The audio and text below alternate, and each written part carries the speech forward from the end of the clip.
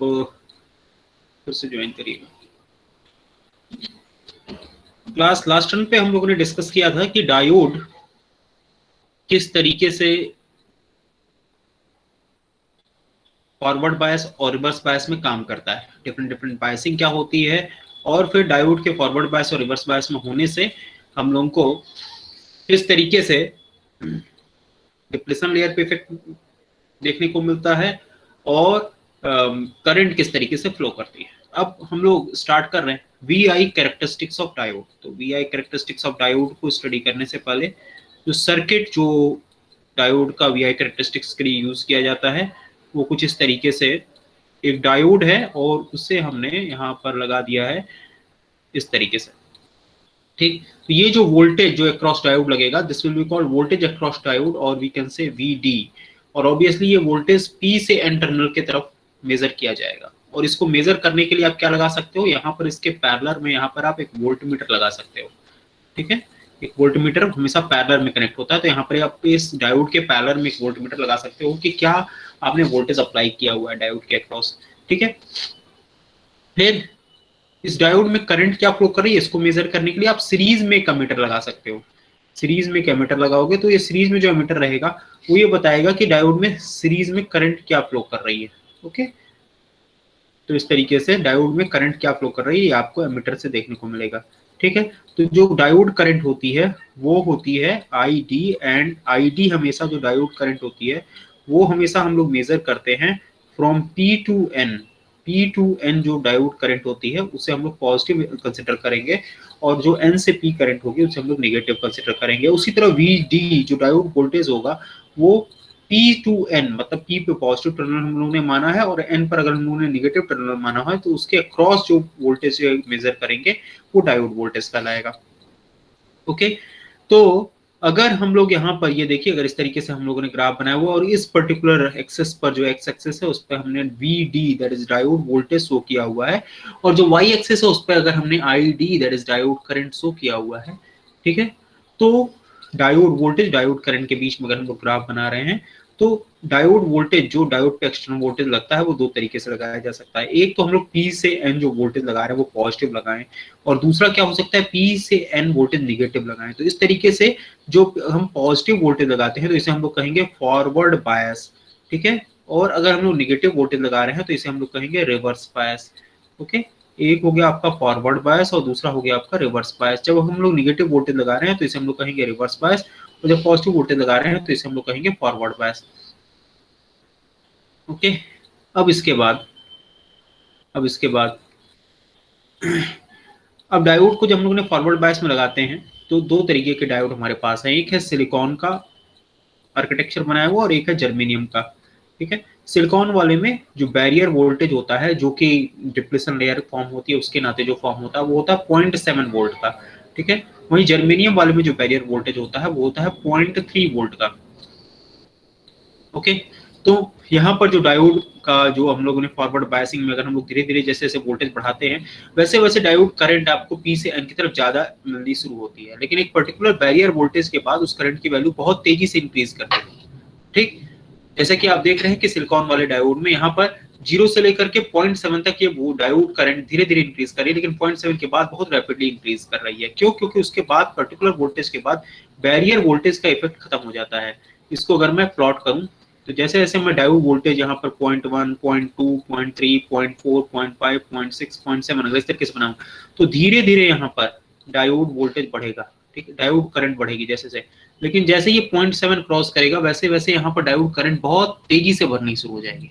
ठीक है ना, बिकॉज आफ्टर 0.7 बैरियर वोल्टेज खत्म हो जाएगा, कोई भी बैरियर नहीं रह जाएगा, मतलब it will behave as a simple conductor. Okay, तो यहाँ पर अगर हम इसे A कहें और B कहें तो पॉइंट A को अगर हम डिफाइन करें तो पॉइंट A जो है वो नो बायस कंडीशन को रिप्रेजेंट करता है।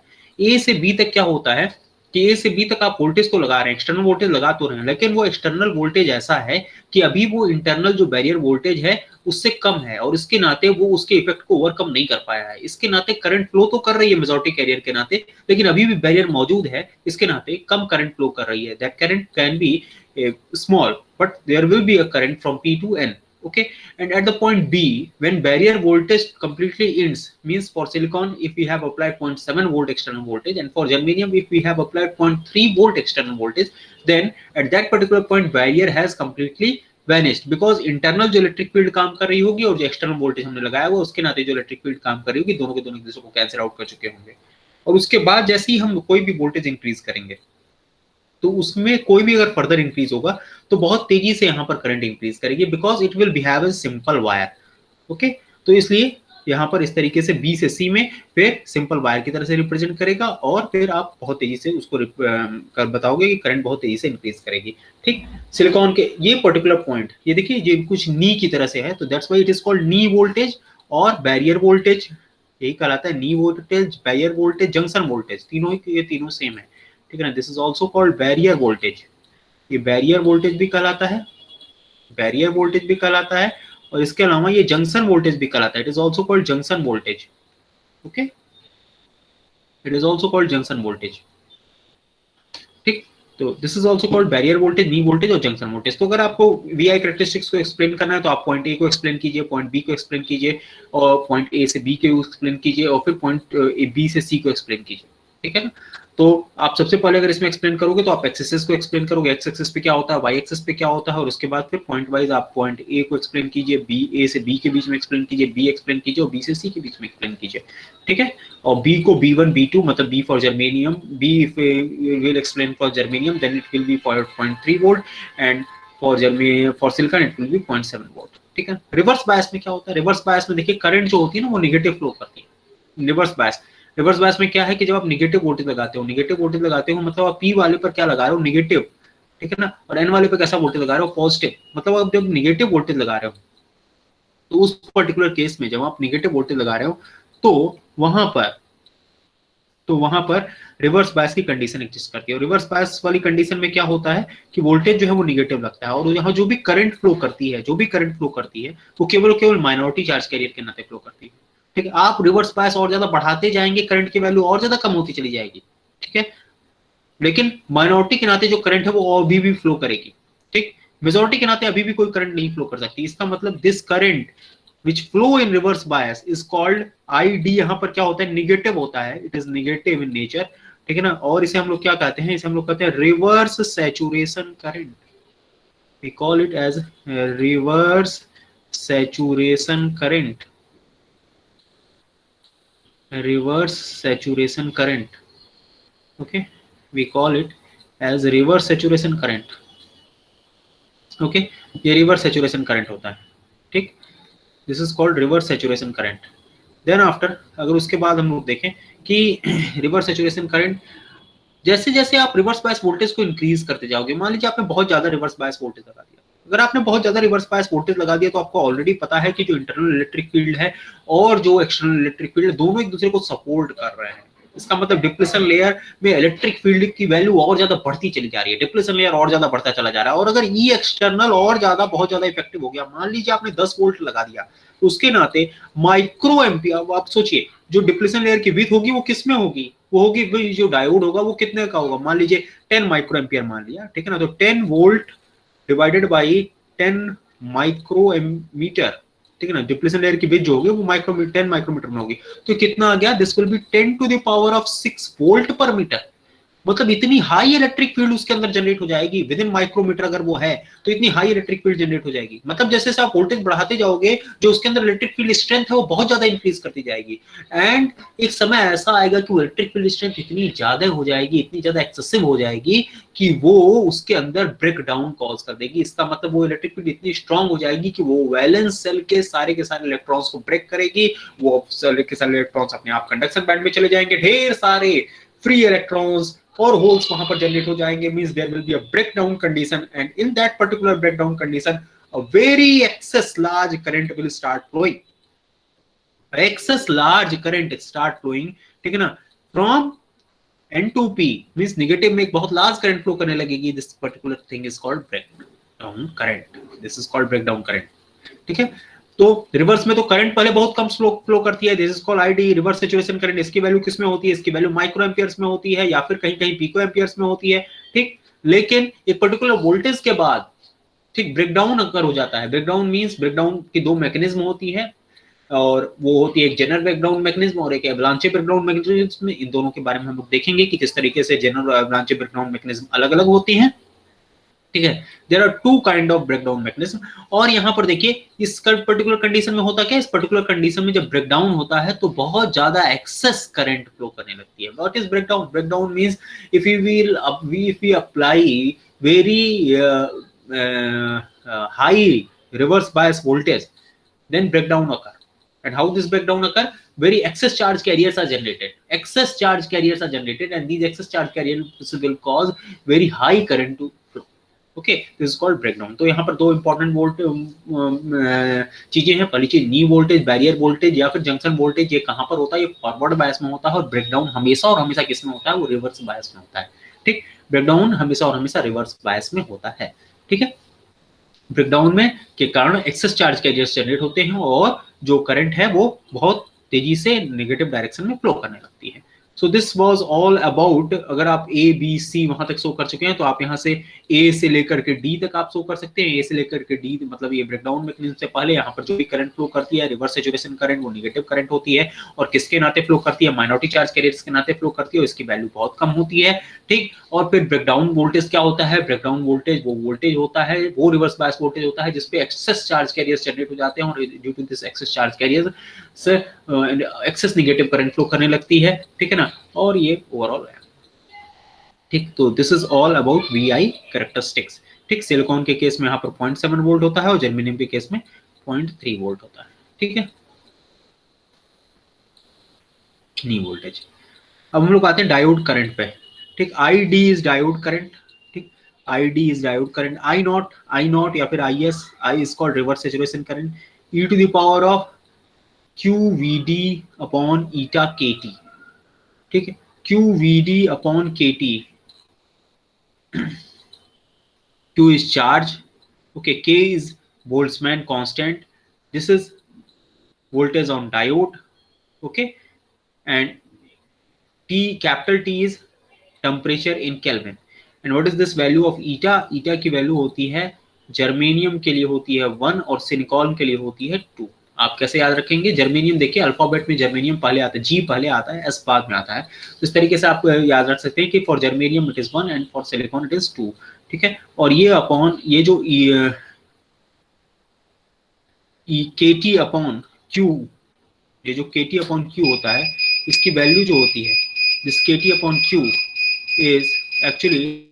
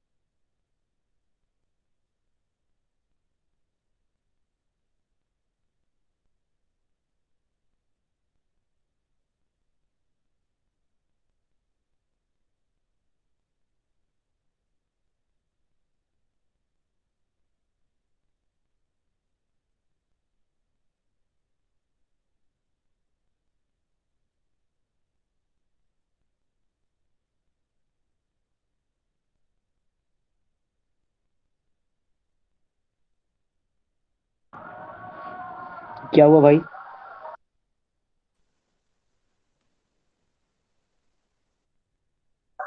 पता नहीं भाई। क्लास रिकॉर्ड हो रही, इंक्वायरी ना करो ज्यादा।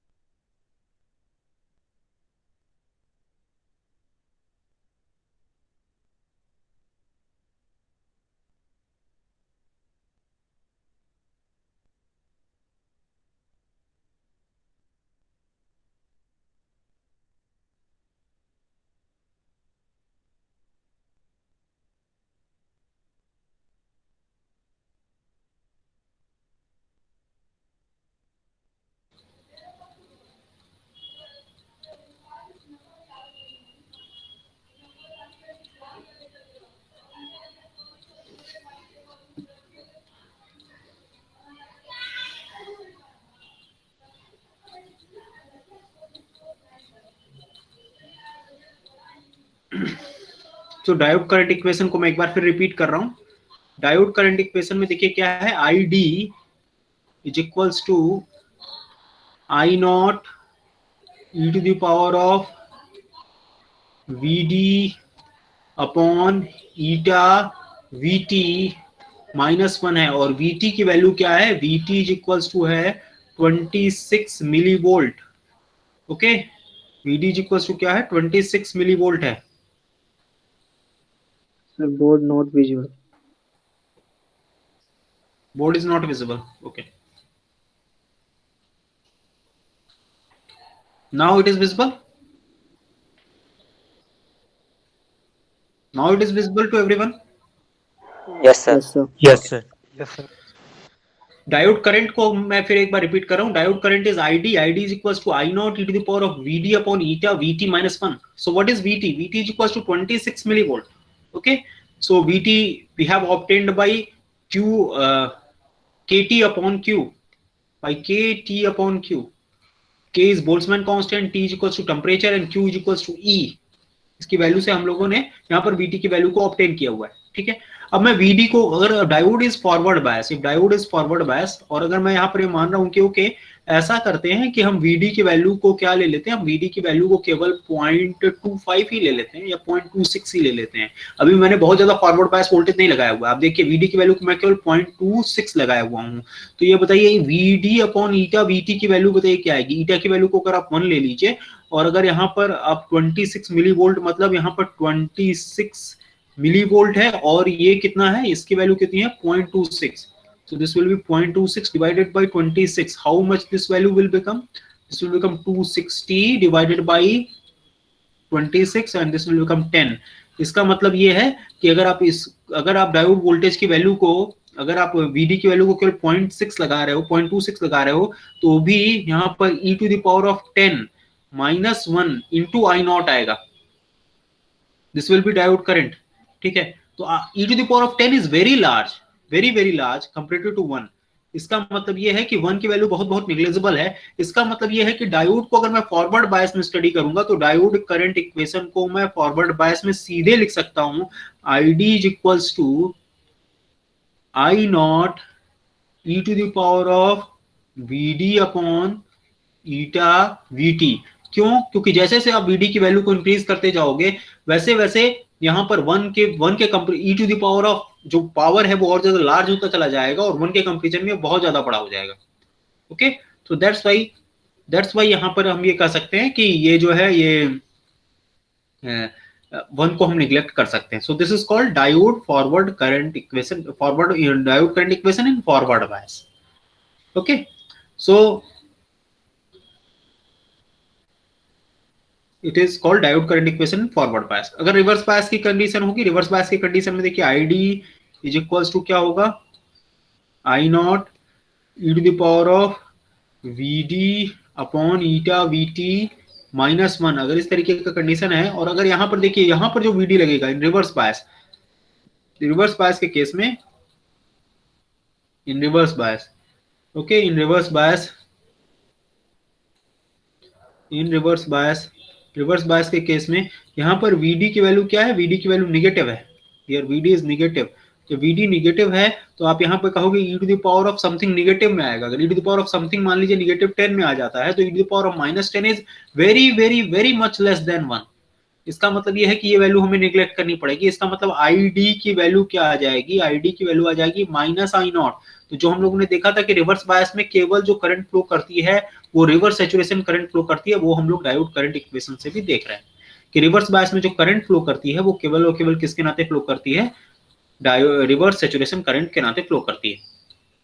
Okay, so diode current in forward bias में डायोड करंट इक्वेशन कैसे होगा, फॉरवर्ड बायस में डायोड करंट इक्वेशन होगा ID is equals to I not e to the power of VD upon eta VT। Okay, और वहीं reverse bias में जो diode current equation होगा, in reverse bias diode current equation will be ID is equals to -I naught. So this will be diode current equation in reverse bias. Okay, so ये हुआ diode current equation in forward bias and diode current equation in reverse bias. Okay, अब हम लोग बात करते हैं, और we I characteristics से पहले ही आपको बता दिया, ठीक। अब हम लोग बात करते हैं diode resistance. Diode resistance, diode resistance देखिए क्या होता है। जब भी आपका फॉरवर्ड बायस में हम लोग डायोड को डिफाइन कर रहे हैं, और फॉरवर्ड बायस में इस तरीके से हम लोग डायोड कैरेक्टरिस्टिक कर्व बना रहे हैं, तो इस पर्टिकुलर लाइन पे अगर आप देखिए, तो इस पर्टिकुलर लाइन पे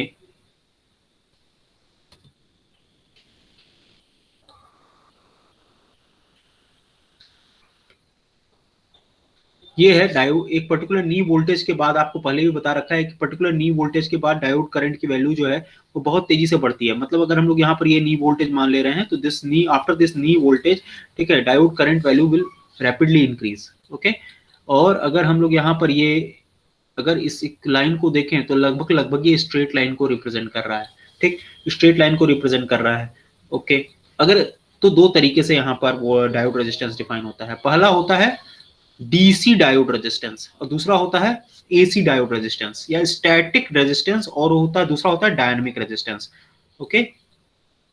तो दो तरीके से, पहला होता है static resistance, static diode resistance, या फिर आप डीसी रेजिस्टेंस कहते हैं, ओके। तो स्टैटिक या डीसी रेजिस्टेंस में क्या होता है, देखिए ये जो रेजिस्टेंस होगा ना, ये फॉरवर्ड बायस ऑफ डायोड में डिफाइन होगा, और ये पर्टिकुलर पॉइंट पे डिफाइन होगा। जैसे मान लीजिए अगर हम लोग इस पर्टिकुलर पॉइंट पर डिफाइन कर रहे हैं, ठीक, तो इस पर्टिकुलर पॉइंट ए पर जो कुछ भी वोल्टेज आएगा, जैसे यहाँ पर वोल्टेज मान लीजिए आपने कहा कि सर यहाँ पर जो वोल्टेज आ रहा है वो आ रहा है VA, और जो करंट आ रही है वो कौन सी आ रही है, IA। आप करंट यहाँ पर मेजर कर लिया, आप कह रहे हैं सर करंट यहाँ पर IA आ रही है, okay, this is current is IA, okay, this current is IA, ठीक। तो यहाँ पर जो भी R आएगा that will be equal to VA divided by IA. This is called static diode resistance और DC diode resistance, okay। उसके बाद आता है AC diode resistance। AC diode resistance किसके लिए डिफाइन होता है, AC diode resistance डिफाइन होता है रेंज के लिए। रेंज के लिए देखिए, ये जो रेंज है ना, इस तरीके से यहाँ पर ये जो रेंज है, इसमें हम लोग क्या करेंगे कि नहीं, ए से लेकर के मान लीजिए बी तक, ए से लेकर के मान लीजिए बी तक, मतलब VA और VB का difference, this will B difference between VA and VB, this will B delta V, okay. और यहाँ पर ये IA और IB के बीच का डिफरेंस, ओके, IA और IB के बीच का डिफरेंस, मतलब this will be called delta I, okay. So here we can say that this dynamic diode resistance is defined as, dynamic diode resistance is defined by small r. Dynamic diode resistance is defined by small r, okay, and small r is always defined for a certain range of voltage in forward bias, and it will be given by delta V by delta I, ठीक है। Forward bias में चाहे आप static resistance को major करिए या फिर dynamic resistance को मेजर करिए, इसकी वैल्यू बहुत कम होती है, 25 to 100 ओम के अप्रॉक्स होती है, बहुत कम होती है, okay, because in forward bias diode will approximately behave as conductor, okay, whereas in reverse bias आपको पता है कि रिवर्स बायस में डायोड रेजिस्टेंस क्या होता है, डायोड रेजिस्टेंस बहुत लार्ज होता है, diode resistance is very large. क्यों, क्योंकि जो करंट फ्लो करती है वो किसके नाते फ्लो करती है, वो माइनॉरिटी चार्ज कैरियर के नाते ही फ्लो करती है, ठीक। आप भले ही 5 वोल्ट लगा लीजिए, लेकिन करंट कितनी फ्लो करेगी, 10 माइक्रो एम्पियर ही फ्लो करेगी। तो इसमें आप देखिए रेजिस्टेंस अगर आप इस तरीके से मेजर करेंगे, तो R in reverse bias, R that will be equal to how much, voltage divided by resistance, if you will do it, then you will find out that this particular thing is 0.5 mega ohm, okay, this particular is 0.5 mega ohm, okay। I have given very high current here, actually the current is here 2.5 microampere or 2 microampere, means in particularly reverse bias the diode resistance is very high means it will be 2 mega ohm, 3 mega ohm, approximately like that, okay। So diode resistance की बात हम लोगों ने की, diode resistance forward bias में होता है जो कि बहुत कम होता है, वहीं डायोड रेजिस्टेंस जो रिवर्स बायस में होता है वो बहुत ही ज्यादा होता है, ठीक। अब इसके बाद हम लोग आते हैं, इसके बाद है कि equivalent circuit of diode, equivalent circuit of diode, equivalent circuit of diode, equivalent circuit of diode, okay. तो मान लीजिए अगर आपके पास कोई डायोड है, ठीक, और वो इस तरीके से एक पर्टिकुलर सर्किट में काम कर रहा है, मतलब यहाँ पर हम लोगों ने कहा कि ऐसा है सर, हम लोगों ने यहाँ पर कुछ V वोल्टेज लगा रखा है, हम लोगों ने यहाँ पर एक R रेजिस्टेंस लगा रखा है, ओके, और इसके अक्रॉस एक डायोड लगा रखा है, ठीक। तो आपको पता है कि आपने जो भी मेश एनालिसिस, नोडल एनालिसिस या जो कुछ भी पढ़ रखा है, आप लोगों ने केवल डायोड वाले इक्वेशन के रिगार्डिंग नहीं कुछ पढ़ रखा है। आप लोग जो भी इक्वेशन, जो भी सर्किट सॉल्व करना जानते हो, उसमें केवल रेजिस्टेंस हो, केवल वोल्टेज सोर्स हो, केवल करंट सोर्स हो, तभी आप सॉल्व कर सकते हो, ठीक। तो इसका मतलब ये है कि सर डायोड को हम रिप्लेस कर दें एक ऐसे सर्किट से जिसमें केवल और केवल रेजिस्टेंस हो, कैपेसिटर हो या फिर वोल्टेज हो, ठीक। तो that particular circuit is called equivalent circuit of diode. Means equivalent circuit of diode हम बनाएंगे किस तरीके से कि ऐसा सर्किट जो कि डायोड को रिप्रेजेंट करे in terms of only voltage source, resistance and current source and capacitor, then it will be called equivalent circuit. तो दो तरीके का इक्विवेलेंट सर्किट होता है डायोड का, ओके।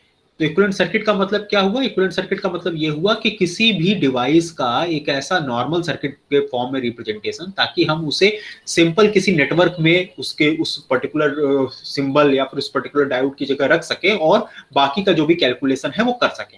तो that's why we will need equivalent circuit while solving the circuit diagram which include diode. ऐसे circuit diagram जिसमें कि डायोड है, उसको अगर हमें सॉल्व करना है तो हमें इसका इक्विवेलेंट सर्किट फाइंड आउट करना ही पड़ेगा, या फिर इक्विवेलेंट सर्किट के फॉर्म में रिप्रेजेंट करना ही पड़ेगा। तो इक्विवेलेंट सर्किट रिप्रेजेंटेशन दो तरीके से होता है, एक होता है फॉरवर्ड बायस में, ठीक है ना। तो फॉरवर्ड बायस में देखिए, अगर डायोड इस तरीके से है और यहाँ पर ये फॉरवर्ड बायस में प्रेजेंट है, फॉरवर्ड बायस में है, तो सबसे पहले तो हम लोग इक्विवेलेंट सर्किट में चेक करेंगे कि डायोड किस बायसिंग में है, डायोड फॉरवर्ड बायसिंग में है कि रिवर्स बायसिंग में है। तो इसका जो इक्विवेलेंट सर्किट होता है, इसमें एक पर्टिकुलर बैरियर वोल्टेज और यहाँ पर डायोड रेजिस्टेंस, सो यहाँ पर आर डी सीरीज में, और ये जो वी गामा या फिर नी वोल्टेज होता है या फिर जो भी बैरियर वोल्टेज होता है वो होता है। जर्मेनियम के केस में ये बैरियर वोल्टेज आपका 0.3 वोल्ट होता है, और सिलिकॉन के केस में जो बैरियर वोल्टेज होता है वो कितना होता है, 0.7 वोल्ट होता है, okay. And this is called diode resistance, okay. तो इस तरीके से आप किसी भी डायोड को रिप्रेजेंट कर सकते हैं, ठीक। उसके बाद अगर वही डायोड रिवर्स बायस में है, तो रिवर्स बायस में कैसे पता करेंगे? आपको पता है कि जो वोल्टेज उसके क्रॉस लग रहा होगा उसी से आप पता करेंगे कि डायोड फॉरवर्ड बायस में है कि रिवर्स बायस में है, ठीक है ना। अगर ये रिवर्स बायस में है तो आप यहाँ पर इसे रिप्रेजेंट करेंगे किससे? एक बहुत ही हाई रेजिस्टेंस से रिप्रेजेंट करेंगे, that will be called R R, and this R R is very high. आपको पता है कि आर आर क्या होगा? बहुत ही हाई होगा, वेरी हाई, बहुत हाई होगा, ठीक। और यहाँ पर इसकी वैल्यू क्या होगी? वेरी लो।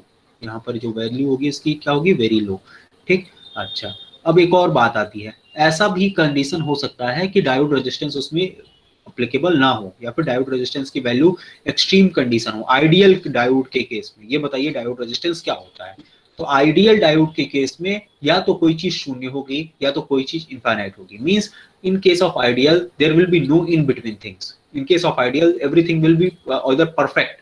Means diode resistance forward bias में होना चाहिए कि नहीं होना चाहिए? फॉरवर्ड बायस में तो सर ये प्योरली कंडक्टर की तरह से काम करना चाहिए, तो कोई रेजिस्टेंस नहीं आना चाहिए। मतलब डायोड अगर फॉरवर्ड बायस में है तो आप कहोगे सर ये किसमें कोई डायोड रेजिस्टेंस नहीं होना चाहिए। तो in case of ideal diode, ठीक ना, if we are talking about ideal diode के केस में, आइडियल डायोड के केस में, ठीक है ना, यहाँ पर क्या होगा? आर डी की वैल्यू क्या होगी? 0 होगी। आर डी की वैल्यू जैसे ही आप यहाँ पर 0 पुट करोगे, ठीक है ना, आप कहोगे सर इसे तब हम लोग केवल नी वोल्टेज के फॉर्म में ही रिप्रेजेंट कर देते हैं। मतलब diode can be replaced only by knee voltage, only by a voltage source of 0.7 volt और 0.3 वोल्ट, ठीक। बोल दिया है कि उसने आइडियल डायोड है इन terms of diode resistance, okay. In terms of diode resistance मैंने भी आइडियल किया है केवल। वहीं अगर आप बताइए रिवर्स बायस, अगर आप कह रहे हैं कि आइडियल डायोड अगर है और ये रिवर्स बायस में है, तो आप कहोगे सर आर आर की वैल्यू क्या होगी? बहुत हाई होगी। तो बहुत हाई मतलब क्या? एकदम इनफाइनाइट कर दीजिए, आर आर की वैल्यू इनफाइनाइट होगी, मतलब ये कैसे बिहेव करने लगेगा? Will start behaving as a open circuit. जैसे कि यहाँ पर ओपन है ना स्पेस, तो इसलिए तो कोई करंट नहीं आ पा रही है आप तक, ओपन है तो कोई करंट नहीं आ रही है। ओपन सर्किट में कोई भी पाथ प्योरली ब्रेक हो जाता है। जब पाथ प्योरली ब्रेक हो जाता है तो उसके बीच का जो रेजिस्टेंस होता है वो क्या हो जाता है? इनफाइनाइट हो जाता है, इसका मतलब इक्विवेलेंट सर्किट अगर हम लोग आइडियल डायोड के केस में बनाएंगे तो यहाँ पर ओपन सर्किट की तरह से बिहेव करेगा, वहीं अगर आप प्रैक्टिकल डायोड के केस में बनाएंगे तो इस तरीके से बिहेव करेगा। ओके, अनदर थिंग, अब आप कहें कि नहीं सर ये प्योरली आइडियल है, प्योरली आइडियल है तो इसका मतलब उसमें बैरियर वोल्टेज भी नहीं होना चाहिए, बैरियर वोल्टेज भी नहीं होना चाहिए, मतलब वी गामा और वी गामा की भी वैल्यू अगर आप जीरो सेट कर दे रहे हैं, फॉरवर्ड बायस में अगर आप वी गामा की भी वैल्यू जीरो सेट कर रहे हैं तो ये किस तरीके से रिप्लेस हो जाएगा, ये सिंपली रिप्लेस हो जाएगा शॉर्ट सर्किट से। किससे रिप्लेस हो जाएगा? शॉर्ट सर्किट से। इसका मतलब ये है कि आइडियल की डायोड के केस में फॉरवर्ड बायस में शॉर्ट सर्किट की तरह से बिहेव करेगा और रिवर्स बायस में किसकी तरह से बिहेव करेगा? ओपन सर्किट की तरह से बिहेव करेगा। ठीक, तो ये हुआ इक्विवेलेंट सर्किट ऑफ डायोड। ठीक, इसका मतलब ये है कि अगर ये डायोड फॉरवर्ड बायस में है तो इसके बाद जब मैं सर्किट बनाऊंगा तो मैं कुछ इस तरीके से बनाऊंगा, मैं कहूंगा सर ये V है, मैंने ऐसा है कि उसको चेक कर लिया है कि डायोड फॉरवर्ड बायस में है और मैं अब इस यहाँ पर एक बैरियर वोल्टेज लगाऊंगा, that will be called V gamma, that will be 0.7 volt for silicon and 0.3 volt for germanium and here will be RD की वैल्यू दी होगी, दैट विल बी अप्रोक्सीमेटली 100 ओम और समथिंग लाइक दैट। अब इस equation में V की value जो कुछ भी दी होगी, R की वैल्यू जो कुछ भी दी होगी, RD आपको पता है, V गामा पता है, अब आप कोई भी करंट इसमें ऑब्टेन कर सकते हैं। Okay, so this is concept of what? This is concept of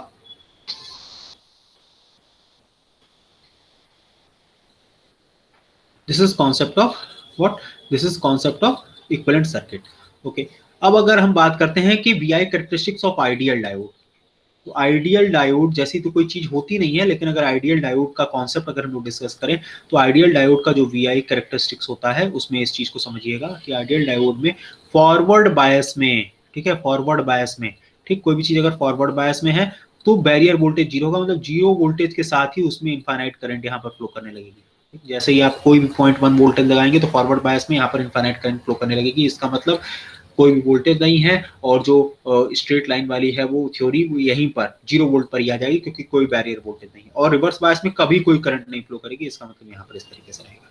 ठीक, so this particular graph is showing what? This particular graph is showing ideal diode VI characteristics. Ideal diode VI characteristics में आप कहोगे कि RD की value क्या होती है? 0 होती है, वहीं RR that is reverse bias diode resistance क्या होता है? इनफाइनाइट होता है। V गामा की वैल्यू क्या होती है? V गामा की वैल्यू भी यहाँ पर क्या होती है? 0 होती है, कोई भी बैरियर वोल्टेज नहीं होता है। ठीक है, और यहाँ पर आप कहोगे कि इनफाइनाइट ID करंट फ्लो करती है पॉजिटिव में और यहाँ पर 0 I नॉट की वैल्यू होती है। ठीक है, so this is VI characteristics of ideal diode और इक्विवेलेंट सर्किट मैंने आपको दिखा ही दिया। ठीक है, तो ये था आज के लेक्चर में जो कुछ भी आपसे डिस्कस करना था। अगर आपको कोई डाउट है तो आप पुट इन कीजिए।